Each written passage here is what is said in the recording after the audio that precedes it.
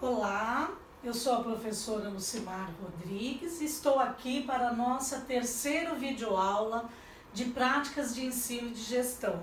E desta vez para tratarmos de metodologias ativas. Lembrando que na aula anterior nós falamos sobre as abordagens do ensino e que ficou lá prometido que a nossa próxima aula seria falar sobre as metodologias ativas.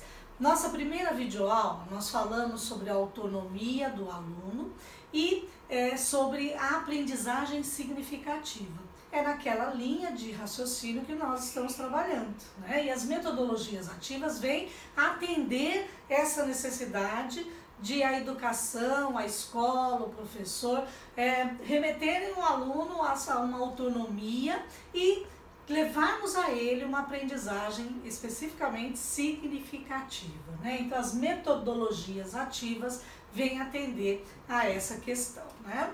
E as metodologias ativas são nada mais, nada menos, assim como as abordagens, técnicas e métodos cujo foco é a autonomia dos alunos e a aprendizagem significativa. Não são descobertas recentes. Já vem desde a Grécia Antiga, então pensar que metodologias ativas é algo que estamos começando a falar no momento, não, né? Ela já vem desde lá da Grécia Antiga. No nosso texto número 2 nós tratamos sobre a questão da aprendizagem significativa e mostrando isso, né? Que desde lá já se busca, né? Desde a Grécia Antiga já se busca a autonomia do aluno e as aprendizagens significativas. Dentro das metodologias ativas, nesta videoaula nós vamos tratar de 3. Elas vêm normalmente com o nome em inglês, mas há tradução em português e nós trabalharemos com elas, né? Nesse caso, no momento, nós falaremos sobre aula invertida, aprendizagem colaborativa e instrução em pares. Os próprios nomes já dizem, né?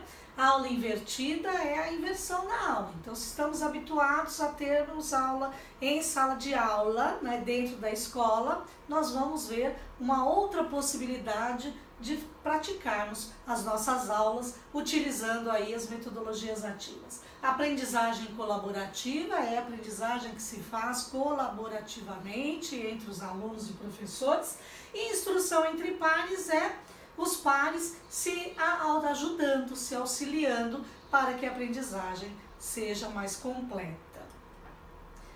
O conceito de aula invertida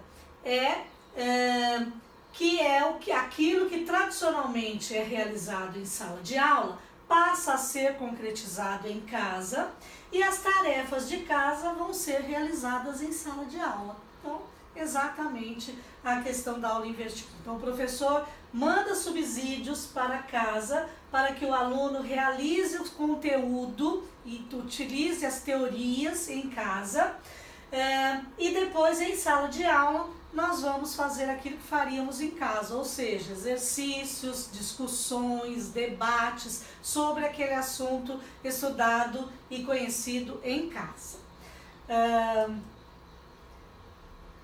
Essa metodologia aponta 3 características importantes. A primeira é que é um método de aprendizagem em que vídeos substituem a instrução direta do professor. Então, quando nós mandamos para casa a atividade para o aluno fazer com relação a conceitos, teorias, nós indicamos sempre um vídeo para que ele assista e entenda, compreenda aquele assunto que nós queremos tratar.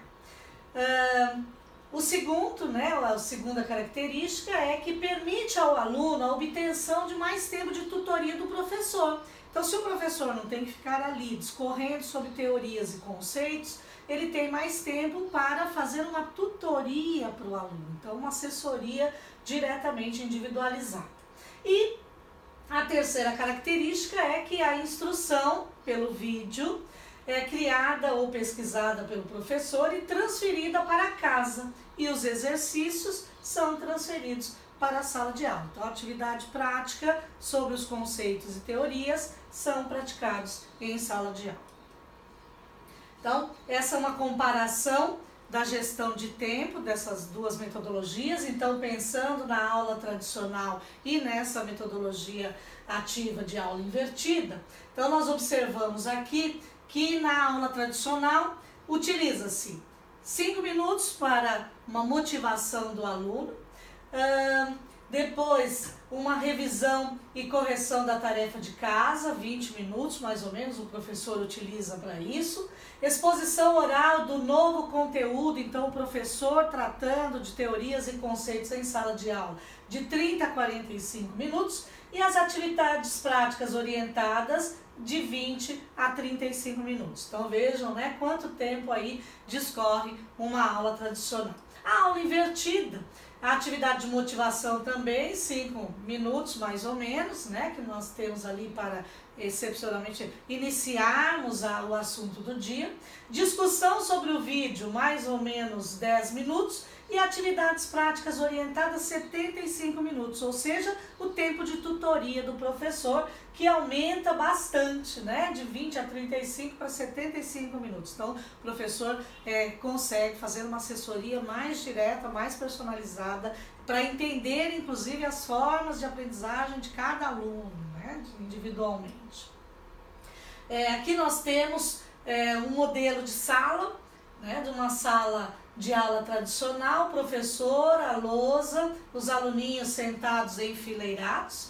Em contrapartida, a utilização da aula invertida, né, que o professor em sala de aula vai lançar discussões, vai lançar debates, vai ter tempo de assessoria aos grupos individualmente, então ele deixa, né, de ser o centro ali daquele que vai passar os conteúdos e as teorias para fazer uma assessoria, uma tutoria direta aí aos alunos.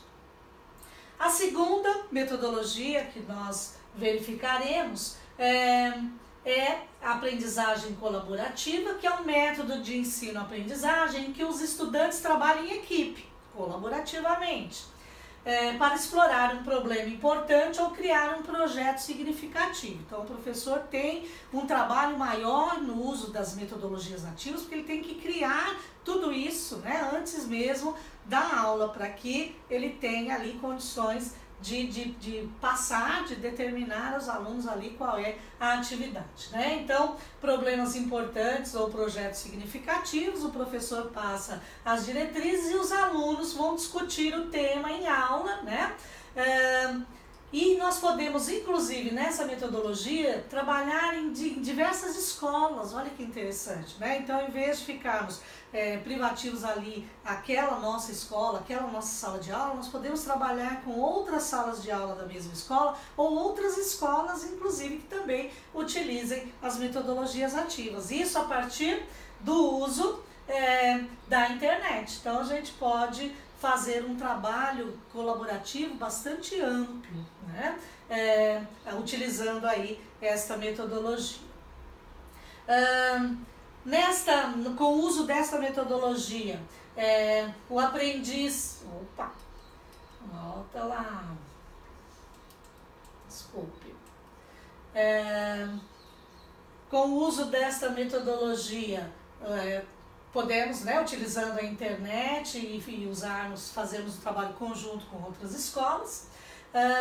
Nessa metodologia, os aprendizes participam ativamente, porque se eles, né, devem desenvolver o projeto ou discutir aquela questão importante, então os próprios alunos trabalham ativamente, por isso metodologias ativas.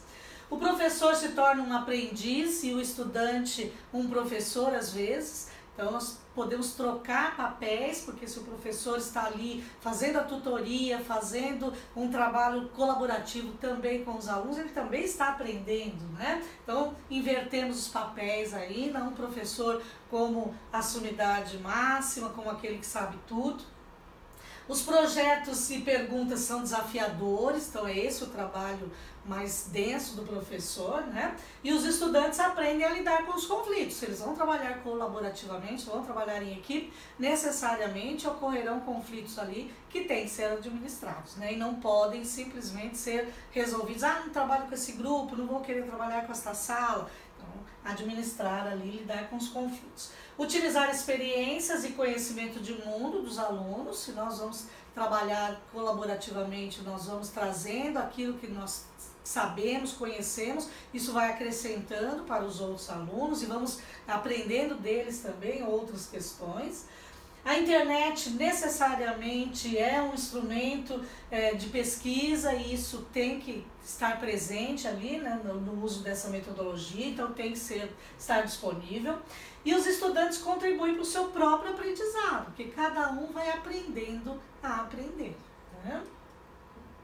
Ainda nessa metodologia, algumas formas de montarmos os grupos, né? Então, e sempre pensando que vamos construir juntos, né? Que isso não pode ser diferente. Então, temos que ir montando ali juntos a atividade. Então, podem ser vários grupos, o professor ali fazendo tutoria, os alunos podem elaborar alguns desafios e eles próprios aprenderem com essas formas, né, desafiadoras, podem criar jogos, podem criar projetos, então um vai acrescentando ao outro informações e conhecimentos de mundo e que isso vai se transformar numa coisa bastante grandiosa, né? E, portanto, uma aprendizagem muito mais movimentada, motivada, né?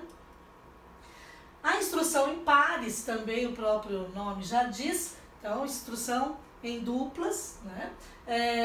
É um método que os pares ou os colegas trabalham também no ambiente colaborativo, necessariamente nós temos que trocar informações, conhecimentos de mundo.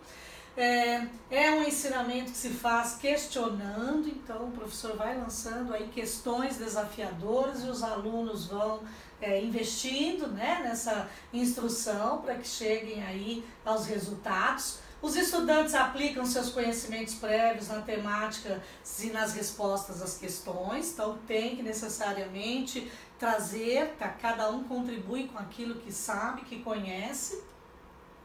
Também, né, trabalha-se em duplas, em mesas, então observa-se aí que as metodologias ativas necessariamente remetem a essa mudança da sala de aula. Impossível trabalhar com as metodologias ativas em carteiras enfileiradas como a educação tradicional, né? Então, necessariamente, colaborativamente, as duplas vão trabalhando e depois elas podem também ir somando. Então, uma dupla ir somando com a outra para se tornar algo ainda maior, um aprendizado ainda muito mais significativo.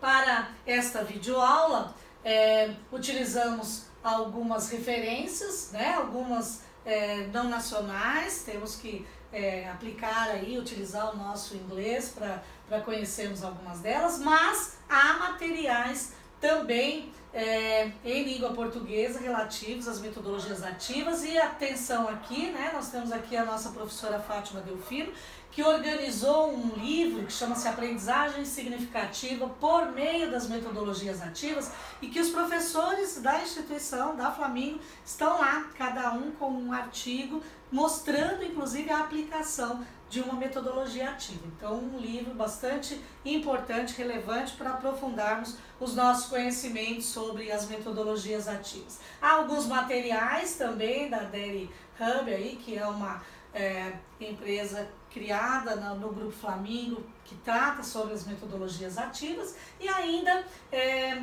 a Gisela Teixeira, que tem aí um livro, né, em língua portuguesa, que trata, uma dissertação de mestrado, que trata sobre metodologias ativas. E elas não são uma descoberta recente, mas são uma descoberta que está muito em voga e que nós temos que necessariamente utilizar nas nossas práticas educativas, né? Então é isso para hoje. A próxima videoaula continuaremos tratando das metodologias ativas, traremos mais 3 para discussão e espero que vocês venham a acrescentar aí informações lendo o texto que iremos postar sobre esse assunto e também ampliando aí as leituras sobre as metodologias ativas, ok? Até a próxima aula.